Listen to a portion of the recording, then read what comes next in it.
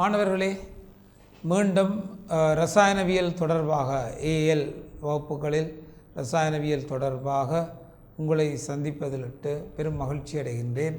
நாங்கள் சென்ற வகுப்பிலே காணொளியிலே முடித்த அம்சங்களை இன்று நாங்கள் அதை விட கூடிய அம்சங்களை நாங்கள் இன்று பார்க்க இருக்கின்றோம். நன்றாக இவற்றை நீங்கள் கிரகித்து உங்களுக்கு ஏற்ற ஆவணங்களை செய்யும்படி நான் கேட்டுக்கொள்கிறேன். அவை அவதானியங்கள். நாங்கள் இன்று போன முறையான வகுப்பிலிருந்து தொடர்ச்சியை நாங்கள் பார்க்க போகின்றோம். இரசாயனவியலின் தொடர்ச்சி, அதாவது இந்த மூலக்கூற்று இடைத்தாக்கங்கள் பற்றிய ஒரு வினாவை நாங்கள் இப்போ அவதானிக்க போகிறோம். மூலக்கூறுகளுக்கு இடையிலான இடைத்தாக்கங்கள் அவை பொதுவாக பல்வேறு வகைப்படும். மூலக்கூறுகளுக்கு இடையில் உள்ள இடைத்தாக்கங்கள், லண்டன் கலை விசைகள், இருமுனை இடைத்தாக்கங்கள், இருமுனைவு தூண்டிய இருமுனைவு இடைத்தாக்கங்கள், அயன் இருமுனைவு இடைத்தாக்கங்கள், இப்படியாக பல்வேறு இடைத்தாக்கங்கள் காணப்படுகின்றன. அப்போ இந்த இடைத்தாக்கங்களை பற்றி நாங்கள் அவதானிக்கும் போது அயன் இடையிலான இடைத்தாக்கம் வலிமை கூடியதாக இருக்கும். அதுக்கு பிறகு அயன் இருமுனைவு இடைத்தாக்கம் வலிமை மிக்கதாக இருக்கும். அதற்கு பிற்பாடு அயன் தூண்டிய இருமுனைவு இடைத்தாக்கம் வலிமை மிக்கதாக இருக்கும். பின்னர் இருமுனைவு இடைத்தாக்கம். இந்த இருமுனைவு இடைத்தாக்கம் இதற்கு அடுத்தாற்போல வலிமையை கொண்டிருக்கும். இந்த இருமுனைவு இடைத்தாக்கத்தில் விசேட வகையான ஐதரசன் பிணைப்புகளுக்கான இடைத்தாக்கம் அதில் அதி உயர்ந்த நிலைமையில் காணப்படும். இவ்வாறு எங்களுக்கு இடைத்தாக்கங்கள் வந்து கொண்டிருக்கும். அடுத்தது இருமுனைவு தூண்டிய இருமுனைவு இடைத்தாக்கம், ஆக இறுதியாக தூண்டிய இருமுனைவு இடைத்தாக்கம் என வகைப்படுத்தப்படும். இந்த தூண்டிய இருமுனைவு இடைத்தாக்கம், லண்டன் கலை விசைகள் இவை எவ்வாறு தொழிற்படும் என்றால் மூலக்கூறுகளுக்கு இடையிலே காணப்படுகின்ற இந்த இடைத்தாக்கங்களை பற்றிய கருத்து தான் இங்கே கூறப்படுகின்றது. இந்த இடைத்தாக்கமானது மூலக்கூற்று பருமன், மூலக்கூற்று திணிவு என்னும் ரெண்டு அம்சங்களில் தங்கியிருக்கும். ரெண்டு அம்சங்களிலே இந்த இடைத்தாக்கம் தங்கியிருக்கும். பொதுவாக இந்த லண்டன் கலை விசையில் இந்த மூலக்கூற்று இடைத்தாக்கத்தை பொறுத்தளவில் மூலக்கூற்று பருமன் அதிகரிக்கும் போது அந்த இடைத்தாக்கம் அதிகரித்து காணப்படும். அதே போன்று மூலர் திணிவு அதிகரிக்கும் போதும் இடைத்தாக்கம் அதிகரித்து காணப்படும். எனவே மூலர் திணிவு, மூலக்கூட்டு பருமன் ரெண்டும் அதிகரிக்குமா இருந்தால் இந்த லண்டன் கலவை விசை மூலக்கூறுகளுக்கு இடையிலான இடைத்தாக்கம், தூண்டிய இருமுனைவு இடைத்தாக்கம் அதிகரித்து செல்லும். அவை மிக பிரதானம் அவதானிக்க வேண்டும். அவை இந்த தூண்டிய இருமுனைவு இடைத்தாக்கம்.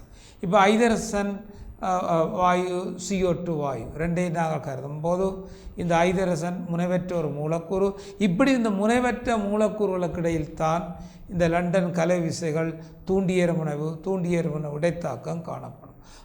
ஐதரசன் ஒரு முனைவற்ற மூலக்கூறு, CO2 அதுவும் முனைவற்ற மூலக்கூறு. இந்த ரெண்டையும் ஒப்பிடும்போது ஐதரசன் பருமனில் சிறியது, CO2 பருமனில் பெரியது. ஐதரசன் மூலர் திணிவு குறைவானது, CO2 மூலர் திணிவு கூடியது. எனவே ஐதரசன் மூலக்கூறுகளுக்கு இடையில் காணப்படும் இந்த மூலக்கூற்று இடைத்தாக்கம், CO2 மூலக்கூறுகளுக்கு இடையில் காணப்படும் மூலக்கூற்று இடைத்தாக்கம் ரெண்டையும் ஒப்பிடும்போது CO2 இடையிலான மூலக்கூற்று இடைத்தாக்கம் மிக உயர்ந்த வலிமை உடையதாக இருக்கும். இடைத்தாக்கங்களில் இதுதான் வன்மை குறைந்தது. அப்படி இருந்த போதிலும் ஒரே லண்டன் கலைவிசை மூலக்கூறுகளை நாங்கள் ஒப்பிடும்போது ஐதரசனை விட CO2 இடைத்தாக்கம் கூடுதலாக இருக்கும் என்று நாங்கள் பார்த்தால், காரணம் பருமன் CO2 பெரியது, மூலர் திணிவு CO2 பெரியது. எனவே இந்த கலைவிசை இடைத்தாக்கம் CO2 மூலக்கூறுகளுக்கு இடையில் அதிகளவானதாக இருக்கும். எனவே நாங்கள் அமுக்கத்தை உயர்த்தி நாங்கள் மூலக்கூறுகளை நிற்கும்போது ஐதரசன் திரவமாக வருவதிலும் பார்க்க CO2 இலகுவில் திரவமாக மாறப்படக்கூடியது. அப்போ அந்த இடைத்தாக்கங்கள் பற்றிய வினாக்களை பற்றி நாங்கள் சற்று அவதானிப்போம். எனவே அந்த வினாவை பற்றி ஒரு கேள்வியை நாங்கள் இப்போ அவதானிக்க போகின்றோம். பாருங்கள் இந்த கேள்வி. பாஸ்பரஸ், சல்ஃபர், குளோரின் இந்த மூலக்கூறுகளை பாருங்கள். Phosphorus, sulphur, chlorine, organ, helium என்பவற்றின் கொதிநிலையின் ஏறுவரிசை. உங்களுக்கு தெரியும், இந்த இடைத்தாக்கம் யாருக்கு கூடவோ அவருக்கு கொதில்லை உயர்வாக இருக்கும். இடைத்தாக்கம் கூடியவருக்கு கொதில்லை உயர்வாக இருக்கும்.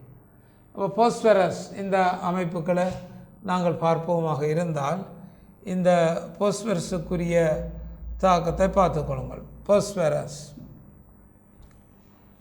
இது P4 அமைப்புக்குரியது. P4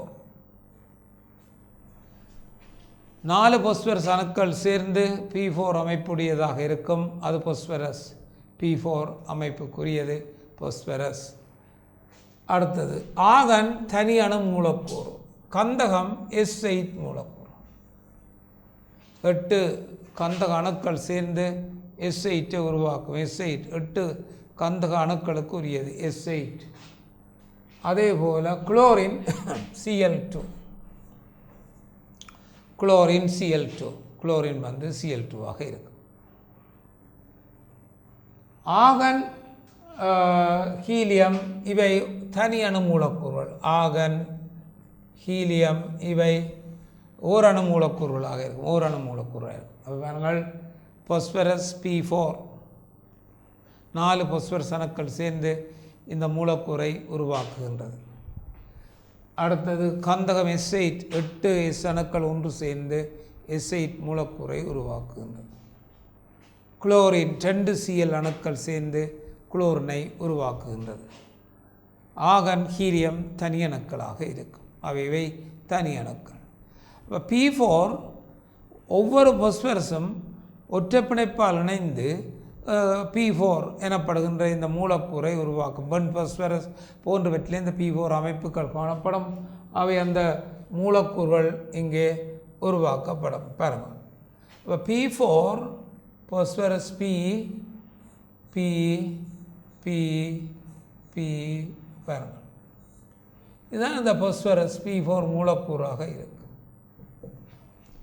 4 பாஸ்பரஸ் அணுக்கள் ஒற்றைப்பிணைப்பால் இணைந்து P4 மூலக்கூறை உருவாக்கிச்சு.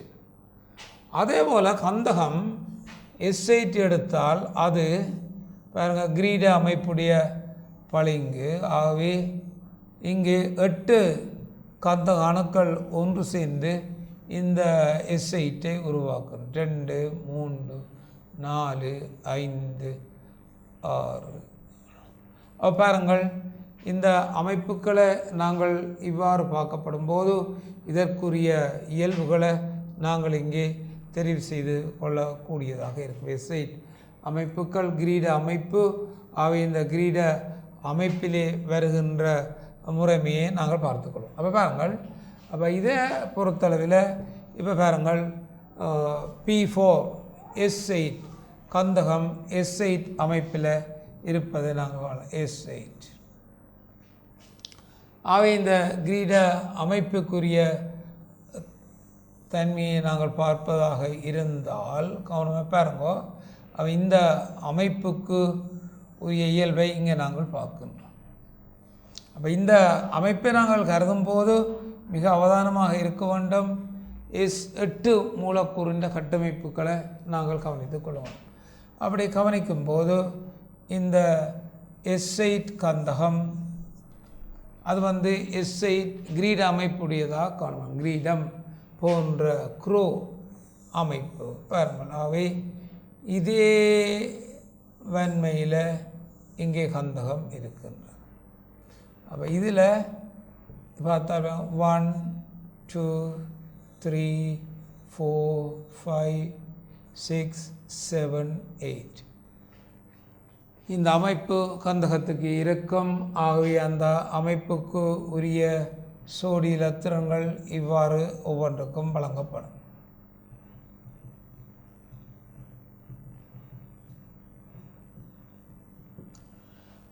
S8 ஒரு முனைவற்ற மூலக்கூறு. எனவே முனைவற்ற மூலக்கூறுகளுக்கு இடையில் லண்டன் கலைவிசை தொழிற்படும். அவை S8 மூலக்கூறுகளுக்கு இடையில் லண்டன் கலைவிசை தொழிற்படுவதை நாங்கள் காணலாம். பாஸ்பரஸ் P4 இந்த P4க்குரிய அமைப்பை நாங்கள் கருதுவோமாக இருந்தால் பாருங்கள், P P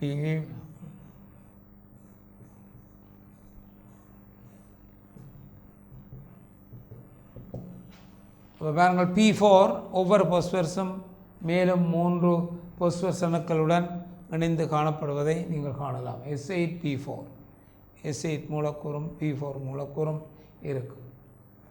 அப்போ இதுவும் முனைவற்றது, இதுவும் முனைவற்றது. குளோரினும் முனைவற்ற மூலக்கூறு ClCl. அதே மாதிரி ஹீலியம் ஆகனம் தனியான மூலக்கூறுகள் முனைவற்றன. அப்போ இங்கு தரப்பட்ட உதாரணங்கள் யாவற்றிலும் முனைவற்ற மூலக்கூறுகளே வழங்கப்பட்டுள்ளது. யாவற்றிலும் முனைவற்ற மூலக்கூறுகள்லாம் காணப்படுகின்றது.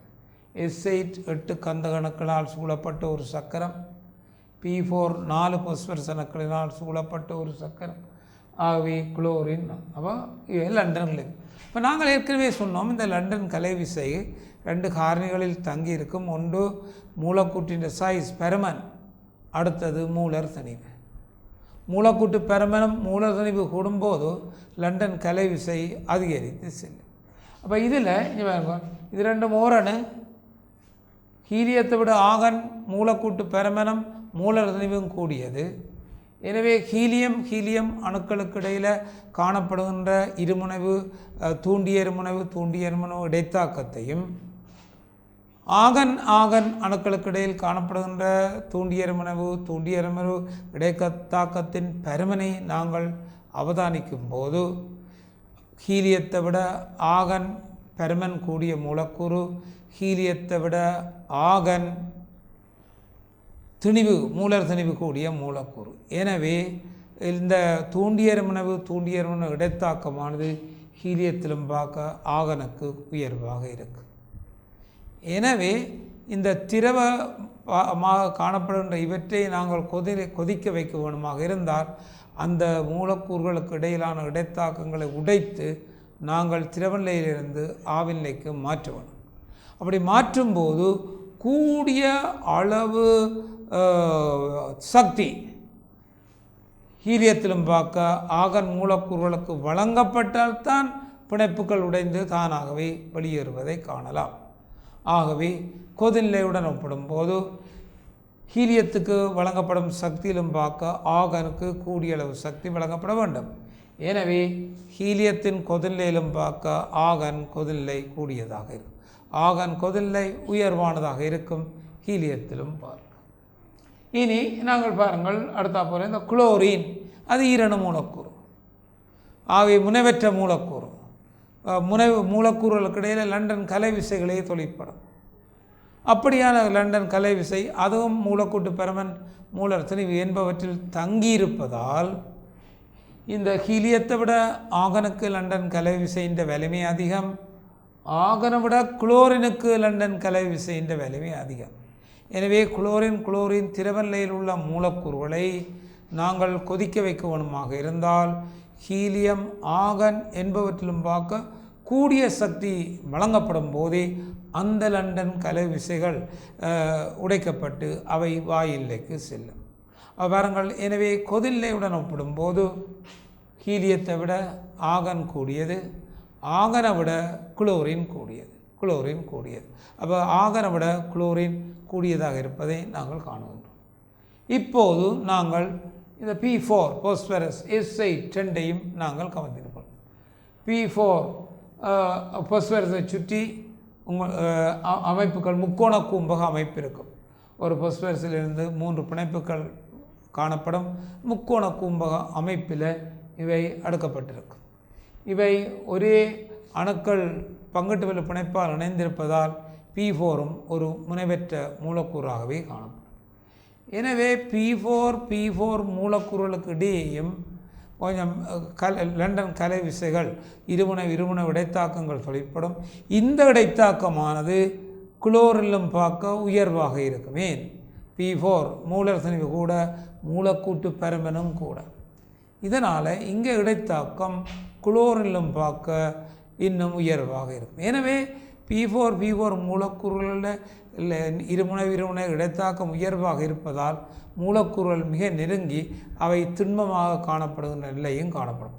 குளோரின் மூலக்கூறில் இருமுனை இடைத்தாக்கங்கள் மிக நலிவுடையதாக இருப்பதால் அவை தூர இருந்து வாயில்லையில் காணப்படும். அவை வாயில்லை, அதே நேரத்தில் பொஸ்பரஸிலும் P4லும் அதே லண்டன் கலை விசைகள் இருமுனை இடைத்தாக்கங்கள் தான் காணப்படும்.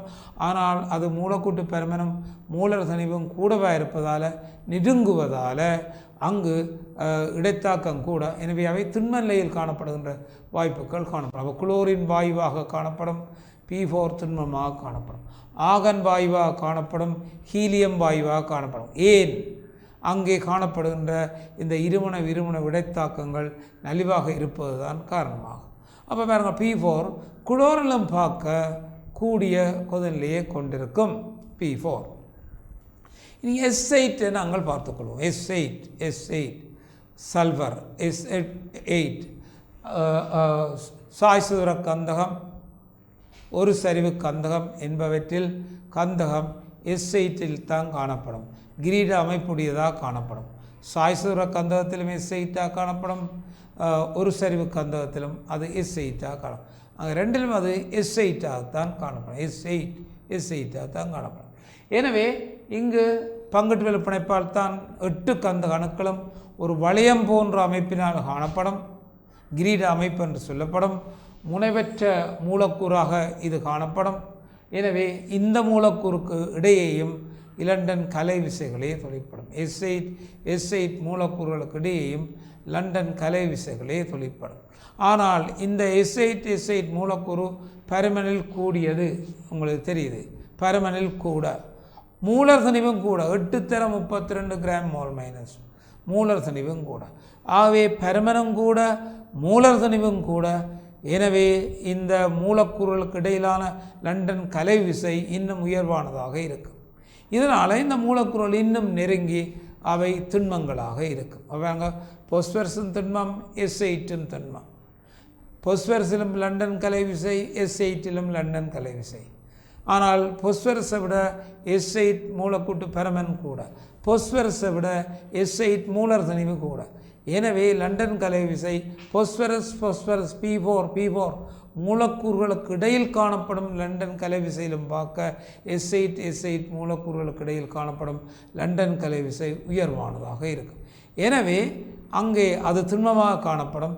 எனவே அதனை திரவ நிலையில் காணப்படும் உருக்க வைத்து திரவ நிலையில் உள்ளதை கொதிநிலை வாயிலைக்கு கொண்டு வருவதற்கு இன்னும் கூடிய சக்தி வழங்கப்படுதல் வேண்டும். அப்போ கொதிநிலையை நாங்கள் பார்த்தால் S8 ஏனையவற்றிலும் பார்க்க உயர்வாக இருக்கும். அடுத்தா போல் பார்த்தால் P4 பொஸ்பரஸ் மற்றையவற்றிலும் பார்க்க உயர்வாக இருக்கும். அதுக்கு பிறகு பார்த்தால் குளோரின் நீரண மூலக்கூறு மற்ற 2 தனியணுவிலும் பார்க்க உயர்வாக இருக்கும். ஆகனும் ஹீலியமும் தனியணு மூலக்கூறுகள். ஆனாலும் ஆகன் ஹீலியம் ரெண்டையும் ஒப்பிடும்போது பரமன் மூல திணிவு ஆகன் உயர்வாக இருப்பதால் ஆகனுக்கு உயர்வானதாக இருக்கும். அப்போ இதை வேறு வரிசையில் ஒழுங்குபடுத்தும் போது பின்வரும் அமைப்புகளை உங்களுக்கு காணலாம். அப்போ பாருங்கள், அப்போ வேறு வரிசையில் ஒழுங்குபடுத்தினால் ஹீலியம் ஆக குறைந்ததாக இருக்கும். அதன் பிற்பாடு ஆகன் வரும், அதன் பிற்பாடு குளோரின் வரும், அதற்கு பிற்பாடு P4 வரும். ஆகக்கூடிய கொதிநிலை உடையதாக S8 சாய் சதுரம் ஒரு சரிவு கந்தகங்கள் S8 அமைப்புடையன அவை பெறக்கூடிய சந்தர்ப்பம் இங்கே காணப்படும். எனவே இந்த வினாவை பாருங்கள். பொஸ்பரஸ் சல்ஃபர் இந்த வினாவை அவதானித்துக் கொள்ளுங்கள். பொஸ்பரஸ் சல்ஃபர் குளோரின் ஆகன் ஹீலியம் என்பவற்றின் கொதிநிலையின் வரிசை ஆகவே பாருங்கள். நாங்கள் சொன்னோம் இவர்கள் ஹீலியம் அது ஒரு கொதிநிலை கூடவாக இருக்க இயலாது. ஆகன் அவை அந்த விடை தவறான.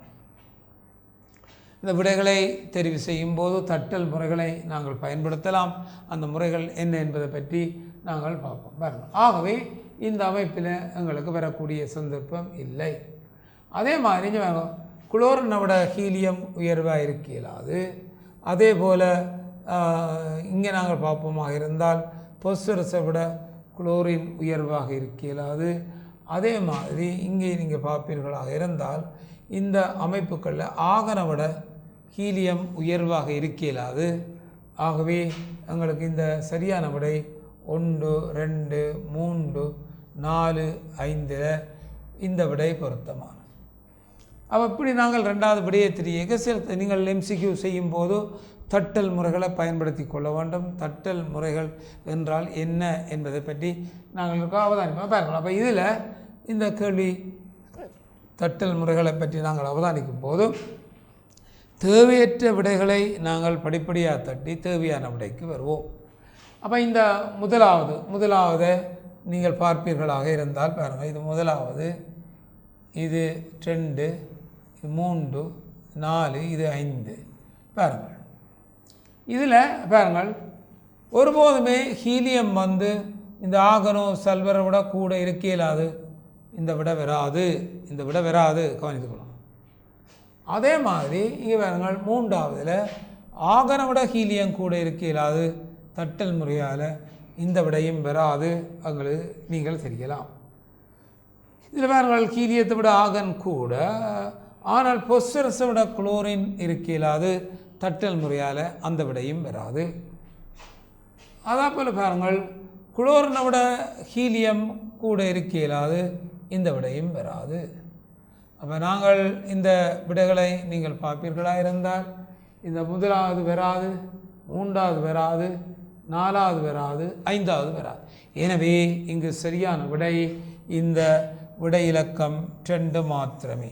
எனவே இந்த தட்டல் முறைகளை பயன்படுத்தி நீங்கள் விடைகளை தெரிய வேண்டும். அப்படியான முறைகளை நாங்கள் பயன்படுத்தும் போது குறுகிய நேரத்தில் நீங்கள் MCQ கேள்விகளை மிக இலகுவான முறையில் நீங்கள் செய்யக்கூடியதாக இருக்கும். சரியோ? அப்போ அவதானித்து பண்ணுவோம். இனி அடுத்த கேள்வியை பற்றி நாங்கள் பார்ப்போம். அடுத்த கேள்வி உங்களுக்கு கேள்வி உண்டு. வெப்ப ரசாயனம் தொடர்பான கேள்விகள் இங்கே காணப்படுகின்றது. C2H4 கேஸ், C4H8 என்பவற்றின் நியம தகன வெப்ப உள்ளுரைகள் AB. தகன வெப்ப உள்ளுரைகள் தரப்பட்டிருக்கும்.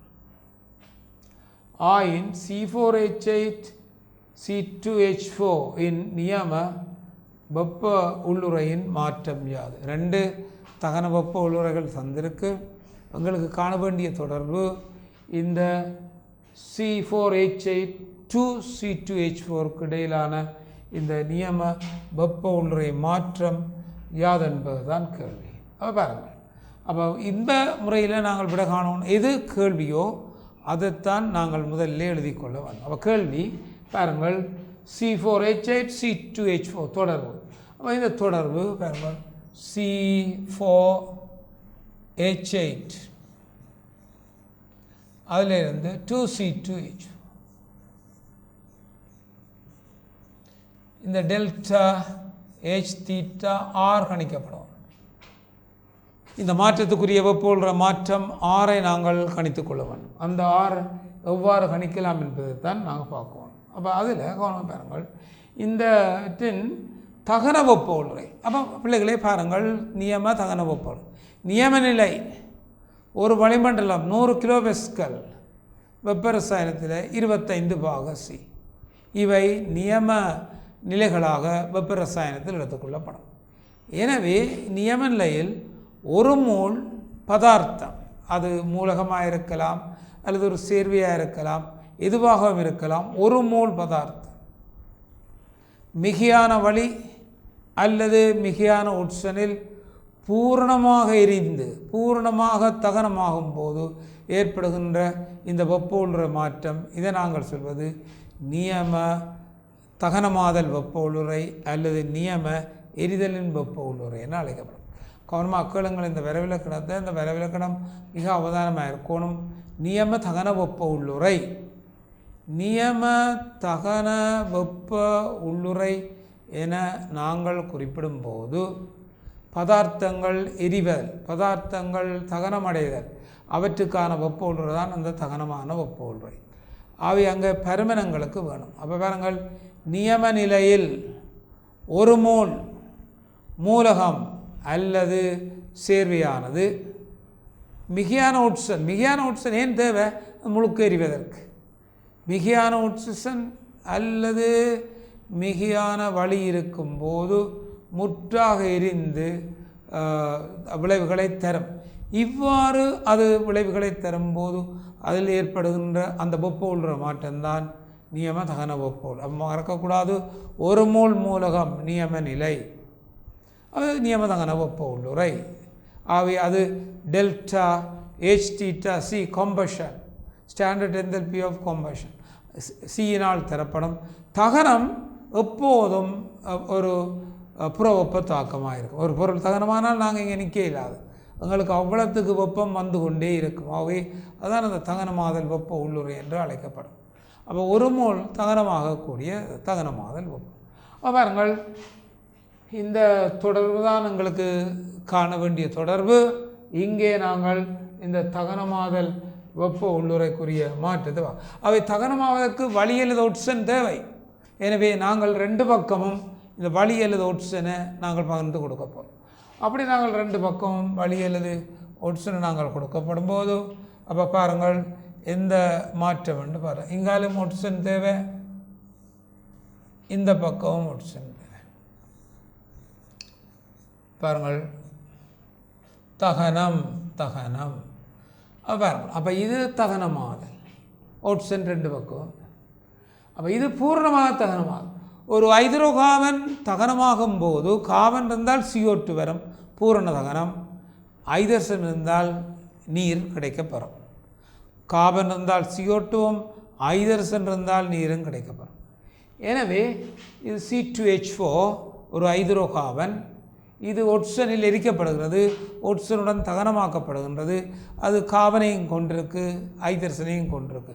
கார்பன் பூரண தகனம், CO2 விளைவாக தரப்படும். அவை இங்கே இந்த கார்பன் பூரணமாக தகனமடையும் போது பாருங்கள், கார்பனுக்கு CO2 விளைவு. ஹைட்ரஜன் தகனமடைந்தால் நீர் விளைவு. CO2 ஒரு வாயு, நியம நிபந்தனைக்கு கொண்டு வரும்போது நீர் ஒரு திரவம். அப்போ தகனமாதல் கவனமாக இருக்கணும், ஒரு மூலுக்குரியது. ஒரு மூலுக்குரியது தகனம். அப்போ நாங்கள் இந்த மாற்றத்தை காண வேண்டும். இதுக்குரிய தகனம் ஒரு மூலுக்குரியது. ஒரு மூல் மிக வழி மிக ஒட்சனில் தகனமாகும் போது ஏற்படும் வெப்ப உள்ளுறை நியம தகனமாதல் வெப்ப உள்ளுறை என அழைக்கப்படும். அது நியம தகனமாதல் வெப்ப. அப்போ பாருங்கள், ஒரு மூல் தகனத்துக்குத்தான் எங்களுக்கு C2H4க்கு A கிலோஜூல் மோல் -1. அப்போ கவனிங்கள், ஒரு மூல் தகனம். அப்போ இந்த வெப்ப ரசாயன தரவுகளுக்குரிய சமன்பாடுகளை நீங்கள் எழுதும்போது நிச்சயமாக அவற்றை முதல் சமப்படுத்தணும். ஏற்றங்கள், அணுக்கள் எல்லாம் சமப்படுத்தி தான் இருக்கும். அப்படி சமப்படுத்தும் போது 4 கார்பன் இருக்கின்றது, எனவே 4 CO2, 4 கார்பன் 4, 8 ஹைட்ரஜன் இருக்கின்றது, 4 நீர். 4 கார்பன் 4 CO2 8 ஹைட்ரஜன் 4. இங்கு கவனியுங்கள், இந்த 2 மூல் தகனமாக்கப்படுகின்றது. ஆனால் தகன வெப்பம் ஒரு மூலுக்குரியதான் A கிலோஜூல் மோல் -1. இங்கு 2 மூல் தகனமாக்கப்படும். எனவே 2 மூல் தகனம் என்றால் அதுக்குரிய 2A கிலோஜூல் மோல் -1. தகன வெப்பம் ஒரு மூலுக்குரியது. 2 மூல் தகனமானால் எத்தனை மூலோ அத்தனை மடங்காக நாங்கள் பெருக்கணும். அவை 2A கிலோஜூல் மோல் -. இப்போ தேவையான ஒட்சனை நாங்கள் பார்த்தால் 4 CO2ல் 8 ஒட்சன் இருக்குது, 4 நீரில் இன்னும் ஒரு 4 ஒட்சன் இருக்குது. அப்போ மொத்தமாக 8 4 12 O இருக்குது. அப்போ 8 4 12 O. அப்போ இங்கே 2, ஆகவே நாங்கள் 6 ஒட்சன் போடுவோம். அப்போ இந்த பக்கம் 6 ஒட்சனை நாங்கள் கொடுப்போமாக இருந்தால் அதே ஒட்சனை இங்காலும் தேவை. எனவே அவரும் தகனமாவதற்கு 6 ஒட்சன் தேவையாக இருப்பதை நாங்கள் காணலாம். அப்போ இங்கே இந்த தகனம். அதே மாதிரி இந்த மறு பக்கத்தை நாங்கள் கருதுவோமாக இருந்தால் பாருங்கள், C4H8 அதுவும் தகனம் ஒரு மோல் C4H8 மிக வழி மிக ஒட்சனில் பூரணமாக தகனமடையும் போது ஏற்படும் வெப்பம் அதன் நியம தகன வெப்பம். எனவே அதற்கான தொடர்பையும் நாங்கள் பார்த்தால் 4 கார்பன் இருப்பதால் அது தகனமடைந்து 4 CO2 தரும். 8 ஹைட்ரஜன் இருப்பதால் அது 4 நீரை உருவாக்கும். அவை 4 4ஆக இருப்பதை நாங்கள் காணலாம். எனவே இது ஒரு மோல் தகனம். அப்போ ஒரு மோல் தகனத்துக்குரியது இங்கு காட்டப்படுது B கிலோஜூல் மோல் -1.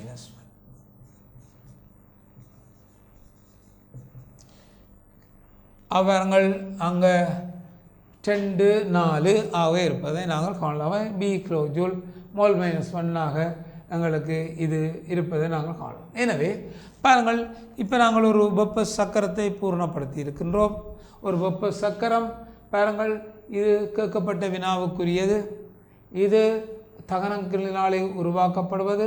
4 CO2 4 நீரும் உருவாக்கப்படுகின்றது. அவை இந்த சக்கரத்தின் அடிப்படையில் நீங்கள் பார்க்கலாம். அப்போ கவனமாக பாருங்கள், இந்த சக்கரம் அவை ஒரு சக்கரத்தின் அடிப்படையில் இதை நாங்கள் எடுக்கக்கூடியதாக இருக்கும். அப்போ இதை நாங்கள் பார்க்கும்போது பின்வருவனவற்றை நீங்கள் கவனிக்கலாம் பாருங்கள். எனவே இது ஒரு இதிலிருந்து ஆரம்பித்து இந்த விளைவு இந்த பாதையினூடாக பெறப்படுகின்றது. C4H8 4 CO2 4 நீர் என்ற தரவு இந்த பாதையினூடாக பெறப்படுகின்றது. அதே நேரத்தில் அதே விளைவு நேரடியாகவும் பெறப்படுகின்றது. அப்போ 2 வெவ்வேறு பாதைகளில் இந்த விளைவு பெறப்படுகிறது. 2 வெவ்வேறு பாதைகளில் பெறப்படுகிறது. ஒன்று C2H4 உருவாக்கி CO2 நீராக மாற்றப்படுகிறது.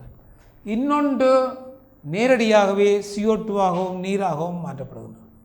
அப்போ குறித்த ஒரு தாக்கம், குறித்த ஒரு மாற்றம் ஒவ்வொரு பாதைகளூடாக நடக்கின்ற போதிலும், நடத்தப்பட்டாலும், ஒவ்வொரு பாதைகளூடாக நடைபெற்றாலும், ஒவ்வொரு பாதைகளிலும் வழிகளிலும் ஏற்படுகின்ற மொத்த வெப்ப உள்ளுறை மாற்றம் சமன் என கூறியவர் எஸ்லோ, எசுவின் விதி என்று அழைக்கப்படும். ஒரு குறித்த மாற்றம், வெப்ப மாற்றம் ஒன்று நேரடியாக நடக்கும்போதோ, குறித்த தாக்கம் நேரடியாக நடைபெறும் போதோ, அல்லது ஒவ்வொரு இடைநிலை பாதைகளூடாக நடைபெறும் போதோ அந்த தாக்கத்துக்குரிய வெப்ப மாற்றம் பாதையில் தங்காது, பாதையில் தங்க மாட்டாது, எப்போதும் ஒரே பெருமானமே உடையதாக இருக்கும். இது எஸ்வின் விதி என அழைக்கப்படும். அப்போ எஸ்வின் விதி வெப்ப ரசாயன விதிகளில் ஒன்று எஸ்வின் விதி ஒரு குறித்த தாக்கத்துக்குரிய வெப்ப ரசாயன மாற்றம், வெப்ப மாற்றமானது, வெப்ப உள்ளுரையானது அது நடைபெறும் பாதையில் தங்கி இருக்காது.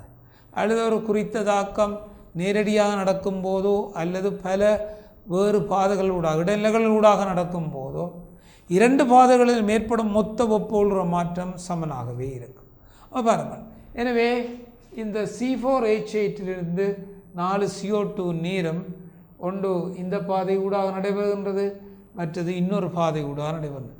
2 பாதைகளில் மேற்படுகின்ற வெப்ப உள்ளுறை மாற்றம் சமனாகும். அப்போ இதன் அடிப்படையில் நீங்கள் பார்ப்பீர்களாக இருந்தால் கவனியுங்கோ, பாருங்கள், இந்த திசையில் நடந்தால் டெல்டா H தீட்டா R வினாவப்பட்டது சக 2A kilojoule mole -1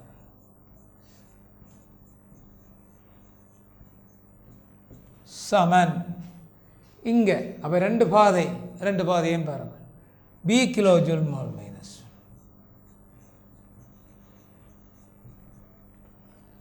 delta star 2A kilojoule mole -1 B kilojoule mole. அவை டெல்டா அந்த வினாவப்பட்ட வினாவுக்கான பெருமானம் delta H theta R B -2A kilojoule mole -1.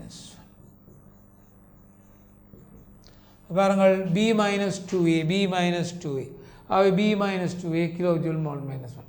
இது வெப்ப சக்கரம் என அழைக்கப்படும். ஒரு சக்கரத்தில் வினாவப்பட்ட வினாவைத்தான் கொண்டு ஆரம்பித்து நாங்கள் அதற்கூடாக ஒரு சக்கரத்தை பூர்த்தி செய்கின்றோம். இது வெப்ப ரசாயன சக்கரம் என அழைக்கப்படும். இந்த சக்கரத்தின் அடிப்படையில் இந்த B -2A என்பது அதுக்குரிய விடையாக காணப்படும். எனவே இந்த கேள்வியை நாங்கள் வெப்ப உள்ளுறை வரைபடங்கள் மூலமும் நீங்கள் இதை காட்டக்கூடியதாக இருக்கும். அவை பாருங்கள், அப்போ ஒன்று முறை இதுக்கு நாங்கள் வெப்ப உள்ளுறை வரைபட முறையையும் நாங்கள் பார்த்துக்கொள்வோம். பாருங்கள், தரப்பட்டது C2H4க்குரியது A, C4H8க்குரியது B. இது நாங்கள் வெப்ப உள்ளுறை வரைபடம் முறையும் வரைந்து நாங்கள் பார்த்துக்கொள்வோம். அப்படி நாங்கள் வெப்ப உள்ளுறை வரைபட முறை ஒன்று நாங்கள் அவதானித்துக் கொள்வோம். பாருங்கள், அப்போ C2H4 C4H8 ரெண்டுக்குமான வெப்ப உள்ளுறை வரைபட முறையை நாங்கள் பார்த்துக்கொள்வோம். பாருங்கள், இதுதான் எனர்ஜி டயக்ராம். சரி, ஆக இந்த முறைகளில் வெவ்வேறு பொசிஷன்களில் வச்சு கொண்டும் இதை நாங்கள் செய்யலாம். இது டெல்டா Hஐ குறிக்கின்ற ஒரு அச்சு ஆகும். அப்போ இதுகளில் கவனம் உங்களுக்கு பொதுவாக இதுகளை நாங்கள் தெரிவு செய்வதற்கு அந்த தகன வெப்பங்கள் மரப்பெருமானமாக இருக்கணும். பெருமானங்கள் தெரிந்ததாக இருக்கும்போது இந்த மாற்றத்தை நாங்கள் காணலாம். இப்போ உதாரணமாக இப்போ பாருங்கள், இப்போ கார்பனோர் ஆக்சைடு கார்பனீர் ஆக்சைடு ரெண்டும் தந்திருக்கு. தோன்றல் வெப்ப உள்ளர்கள் தரப்பட்டிருக்கின்ற வெப்பம் பாருங்கள். CO delta H theta FCO 110 kilojoule mole minus. அவை அதுக்குரிய பெருமானத்தை நாங்கள் அவதானிப்பதாக இருந்தால் டெல்டா H தீட்டா F பாருங்கள், delta H theta FCO 110 kilojoule mole minus. Carbon மோனாக்சைடின் தோன்றல் வெப்பம் தரப்பட்டிருக்கின்றது 110 kilojoule mole minus. Delta H theta FCO2 394 kilojoule mole minus. பாருங்கள், வெப்ப உள்ள வரைபடங்கள் இந்த ரெண்டும் தந்திருக்கு. கேட்டது பாருங்கள், இந்த CO இருந்து CO2க்கான வெப்ப உள்ளுறை மாற்றம் யாதென்று CO2க்குரிய மாற்றங்கள் யாதென்று கேட்கப்பட்டிருக்கின்றது. பாருங்கள், தோன்றல் நியம நிலையில் ஒரு மோல் பதார்த்தம் அதன் மிகவும் உறுதியான ஆக்கக்கூற்று மூலங்களிலிருந்து தோன்றுதல். இப்போ கார்பன் ஆக்சைடும் தான் CO தோன்ற பயன்படுத்தப்படும். கார்பன் ஆக்சைடும் தான் CO2 தோன்றுவதற்காக பயன்படுத்தப்படும். ரெண்டையும் தோன்ற பயன்படும். எனவே இந்த உயர் எண்ணிக்கையை நாங்கள் இந்த படத்தில் குறிப்பிடும் போது பாருங்கள், இதுதான் டெல்டா H அச்சு மைனஸ் புறவெப்பத்தாக்கம் அம்புக்குறி மேலிருந்து கீழாக வரும். இப்போ CO2 என்பன இதற்குரிய தாக்கங்களாக இருக்கும். அப்போ பாருங்கள், உறுதியான கார்பன் மூலகம் கிராஃபைட் சொலிட்டில் இருந்து வரக்கூடியதாக இருக்கும். அவை இங்கே நாங்கள் பார்த்தால் பாருங்கள், C solid graphite plus O2 gas. வெப்பரசாயன தரவுகள் எழுதும்போது பகுதி எல்லைகள் குறிப்பிட வேண்டும். இல்லாட்டால் அந்த சமன்பாடுகளுக்கு நீங்கள் புள்ளிகளை பெற்றுக்கொள்ள முடியாது. பகுதி எல்லைகள் பிரதானமாகும். எனவே CO2 கேஸ். இதற்குரிய மாற்றம் delta H theta FCO2 394 kilojoule mole minus. பாருங்கள், அந்த மாற்றத்தை நாங்கள் இதிலே காணுகிறோம். அதே மாதிரி CO தோன்றும் போது 110, இதை விட குறைந்த வெப்பம் தேவை. CO தோன்றும் போது அதுவும் கார்பனிலும் ஒட்சனிலும் தான் தோன்றுகிறது. அப்படி தோன்றும் போது பாருங்கள், கார்பன் ப்ளஸ் ஒட்சன் CO ஒரு ஒட்சன் தான் தேவை. அப்போ எங்களுக்கு இங்கே அவை மிச்ச ஒரு ஒட்சனும் எங்களுக்கு இங்கே மிச்சமாக இருக்கும். அப்போ பாருங்கள், இதில் இந்த அமைப்பு இங்கே காணப்படுகின்றது. அவை இதனுடைய அமைப்புகளை நீங்கள் பார்க்கலாம். அப்போ இந்த தாக்கத்தில் CO தோன்றுதல், அதனுடைய பெருமானம் delta H theta FCO 110 kilojoule mole minus. அப்போ எங்களுக்கு கேட்ட தாக்கத்தை நீங்கள் பார்த்தால் CO ப்ளஸ் CO2 இதற்கான வெப்ப உள்ள மாற்றம் யாதென்று தான் கேட்டிருக்கு. அப்போ பாருங்கள், தொடரை பாருங்கள், CO ப்ளஸ் CO2 இதில் இருக்கின்றது. ஆகவே அந்த தொடருடைய மாற்றத்தை நாங்கள் இங்கே பார்க்க போகின்றோம். இதுதான் நாங்களுக்கு கேட்டது, டெல்டா H தீட்டா R. அப்போ இந்த தொடர்பை சக்கர முறை மூலம் நாங்கள் பார்க்கணும். அப்போ பாருங்கள், இதையும் கூட்டி வாரது இதற்கு சமன். அவை delta H theta R plus delta H theta FCO சமன் டெல்டா H தீட்டா FCO2. பாருங்கள் அப்போ இந்த ரெண்டையும் கூட்டின இதுக்கு சமன். அவை இந்த ரெண்டும் தெரியும். அவை அதை கழித்து விட்டால் அதனுடைய பெருமானம் வரும் 394 110 4 8 2. அவை இதுக்குரிய பெருமானம் 184 கிலோஜூல் மோல் மைனஸ் 1 ஆகும். அவை இது 184 கிலோஜூல் மோல் மைனஸ் 1 ஆகும். எனவே மாணவர்களே, நீங்கள் இவ்வளவு காலமும் இவ்வளவு நேரமும் இவற்றை நீங்கள் பார்த்திருப்பீர்கள். இதில் உள்ள நுணுக்கங்களை நீங்கள் அறிந்திருப்பீர்கள். எனவே மிக கிரகித்து நன்றாக உங்களுடைய பரீட்சையில் நீங்கள் இவை போன்ற கேள்விகள் வரும்போது மிக திறமையாக செய்ய வேண்டும் என கூறுகின்றேன். எனவே மீண்டும் ஒரு காணொளியில் உங்களை சந்திக்கும் வரை நன்றி கூறி விடைபெறுகின்றேன். நன்றி, வணக்கம் மாணவர்கள்.